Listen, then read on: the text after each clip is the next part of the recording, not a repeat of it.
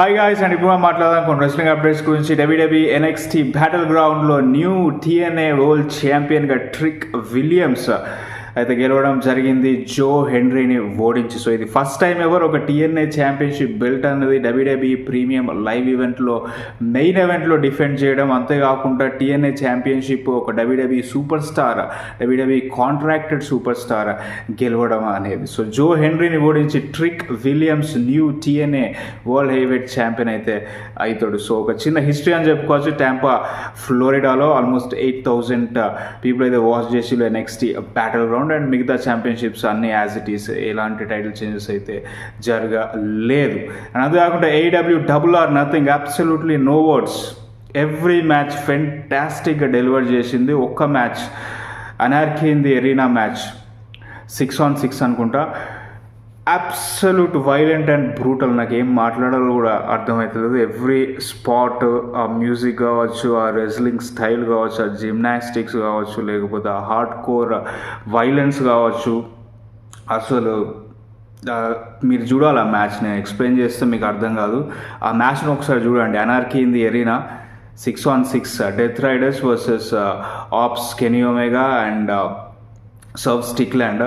So super fantastic. And అదే కూడా oven heart tournament winners కూడా రావడం జరిగింది. మర్సిడీస్ మనే TBS ఛాంపియన్ జైమీ హేటర్ని ఓడించి తను విన్నర్గా నిలుస్తుంది. సో ఇప్పుడు తను all in AEW biggest pay per view. WWEకి రెసల్మేనియా ఎలాగో AEWకి ఆల్ ఇన్ అలాగా అది July 12th టెక్సస్లో ఉండబోతుంది. Globe Life Field Arlington Texas నుంచి అయితే వస్తుంది. సో ఇప్పుడు Mercedes Mone versus AEW women's champion Toni Storm 1-on-1 match అయితే ఉండబోతుంది ఆల్ ఇన్లో. So one of the biggest matches. And men's side నుంచి Hangman Adam Page versus Will Ospreay finals జరిగినాయి. ఇందులో విల్ ఆస్ప్రేని ఓడించి హ్యాంగ్మ్యాన్ ఆడమ్ పేజ్ గెలుస్తాడు. Beauty of a match అని చెప్పుకోవచ్చు. ఇప్పుడు Hangman Adam Page versus Jon Moxley for the AEW world championship టెక్సస్లో జరుగుతుంది July 12th. అంటే July 13th మార్నింగ్ మనకి ఇండియాలోనైతే ఎయిర్ అవుతుంది యూరోస్పోర్ట్ ఛానల్లో. So John Moxley title reign 100% end అవుతుంది. గుర్తుపెట్టుకోండి, హ్యాంగ్మ్యాన్ ఆడమ్ పేజ్ టెక్సస్లో జాన్ మాక్స్లీని ఓడించి న్యూ AEW వరల్డ్ ఛాంపియన్ అయితే అవ్వబోతాడు. ఇది కొంచెం ట్రిక్కీ. మర్సిడీస్ మొనే గెలుస్తుందా లేకపోతే టోనీ స్టార్మ్ గెలుస్తుందా అని ఉమెన్స్ సైడ్ నుంచి నాకు ఎందుకో మర్సిడీస్ మొనే పుల్ ఆఫ్ చేస్తుంది అనిపిస్తుంది. ఇప్పటివరకు ఒక మ్యాచ్ కూడా ఓడిపోలేదు మర్సిడీస్ AEWకి వచ్చినప్పటి నుంచి. దాదాపు ఇయర్ కంటే ఎక్కువనే అవుతుంది, 1 year కంటే ఎక్కువనే అవుతుంది AEWకి వచ్చి. Not a single match she has lost. So 100% Mercedes Mone టోనీని ఓడించి డబుల్ ఛాంపియన్ అయ్యే ఛాన్స్ ఉంది AEWలో. TBS and AEW women's champion.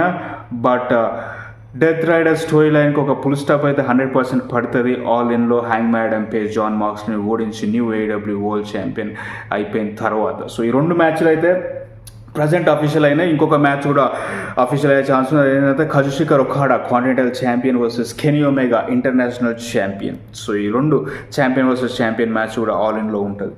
అంతేకాకుండా ఇప్పుడు MJF హర్ట్ సిండికేట్తో ఉన్నాడు. బాబీ లాస్లీ, షెల్టన్ బెంచమెన్ ఈరోజు డబుల్ ఆర్ నథింగ్లో సక్సెస్ఫుల్గా Sons of Texas Dustin Rhodes and అంతేకాకుండా సామీ గువారా పైన వాళ్ళ ట్యాగ్ టీమ్ టైటిల్స్ అయితే రిటైన్ చేసుకున్నారు MJF హెల్ప్తోని. సో మరి ఆల్ ఇన్లో MJF అండ్ హర్ట్ సిండికేట్ ఎలాంటి పార్ట్ ప్లే చేయబోతారు? MJF ఏమైనా హర్ట్ సిండికేట్ మీద టర్న్ అవుతాడు? మొన్ననే జాయిన్ అయ్యిండు హర్ట్ సిండికేట్లో MJF. మీరు అంటే AEW డైనమైట్ ఫాలో అయితే మీకు అర్థమవుతుంది.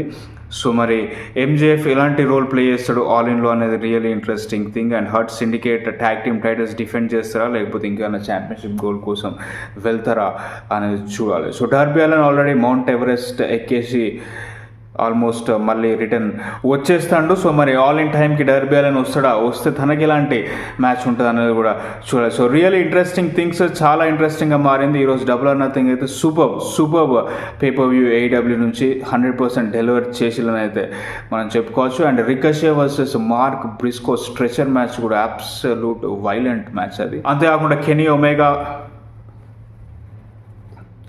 అంతేకాకుండా Okada versus speedball Mike Bailey Continental ఛాంపియన్షిప్కి అది కూడా బ్యూటిఫుల్ మ్యాచ్. సో సూపర్గా వెళ్ళింది double or nothing and leading in to all in Texas.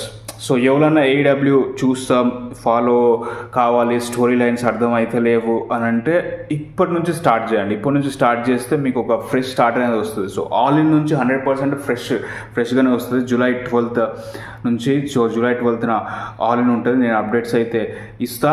So యూరోస్పోర్ట్ ఛానల్లో వస్తుంది ఏడబ్ల్యూ డైనమైట్, ఆల్రెడీ తెలిసి ఉంటుంది. డైనమైట్ థర్స్డే వస్తుంది అండ్ కొల్యూజన్ యాక్చువల్గా సండే వస్తుంది, కానీ ఇప్పుడు ఈ టైమ్స్లో ఫ్రైడే మార్నింగ్ కూడా రావడం జరుగుతుంది. స్కెడ్యూల్ అయితే స్విచ్ చేస్తారు, ఓన్లీ సింగిల్ డే కాకుండా కొల్యూజన్ని. సో చూడాలి, కానీ డైనమైట్ అయితే థర్స్డే వస్తుంది. అండ్ నెక్స్ట్ ఏడబ్ల్యూ గ్రాండ్ స్లామ్ ఉంది మెక్సికో జూన్లో, దాని తర్వాత మనకి biggest pay per view all in. So అసలు మిస్ అవ్వద్దు, ఎందుకంటే మనకి టీవీలో ఇప్పుడు డబ్ల్యూడబ్ల్యూ వస్తలేదు కాబట్టి ఓన్లీ ప్రో రెజ్లింగ్ టీవీలో వచ్చేది ఏఈడబ్ల్యూ అండ్ టీఎన్ఏ కూడా వస్తుంది. టీఎన్ఏ లైవ్ రాదు యూరోస్పోర్ట్స్ ఛానల్లో. సో ఏఈడబ్ల్యూ అయితే అసలు మిస్ అవ్వద్దు, వాచ్ చేయండి. అండ్ ఇందాక చెప్పినట్టు స్టోరీ లైన్స్ నాకు అర్థమైతే లేవు, అర్థం చేసుకోవాలి అంటే this is the right time, ఇది రైట్ టైం. ఇక్కడ నుంచి చూడడం స్టార్ట్ చేస్తే మీకు ఒక క్లారిటీ వస్తుంది.